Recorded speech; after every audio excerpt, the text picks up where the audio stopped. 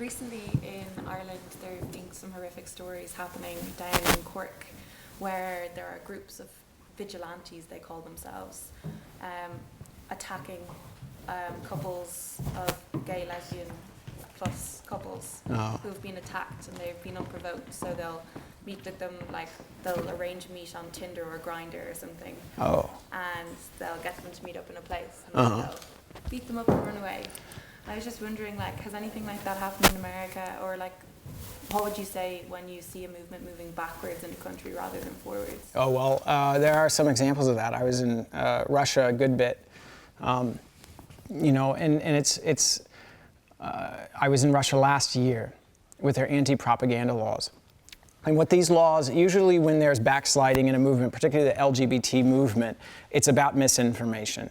And it's funny that the thing that they attacked first in Russia, which seems to be kind of the prime example of a pendulum swing backwards, they passed decriminalized homosexuality the same year that Ireland did, I believe 1993, right? And now it's criminal not to do it, but to talk about it, to have it be heard or seen. You know, they're silent. It's very clever.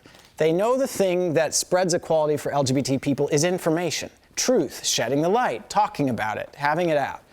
So if they want to get rid of it, if there's a group of the population that say Vladimir Putin is after, for religious reasons, they don't want gay and lesbian people to be treated equally or to have a voice.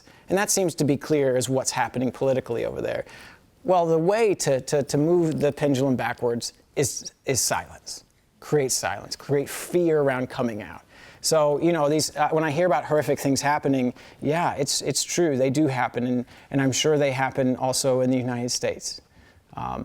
Being a minority is not easy.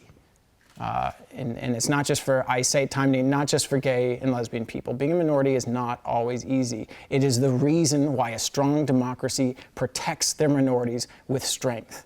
So what do you do when you hear about that sort of violence going on? You talk about it. You make sure that we have organizations in place that will make sure it's reported on. You have legal structure in place to make sure that it can be protected, to make sure that we go after the people who perpetrated that violence. And I think by continuing to shed light, even in the darkest hours, you will continue to spread truth, even from, you know, our losses like that. The danger is when you have state-sanctioned silencing. Which is why I brought a giant rainbow flag smuggled into my luggage into Russia when I screened Milk there, and I'm not sure I'll be able to go back to Kazan when Tom competes in Russia this year.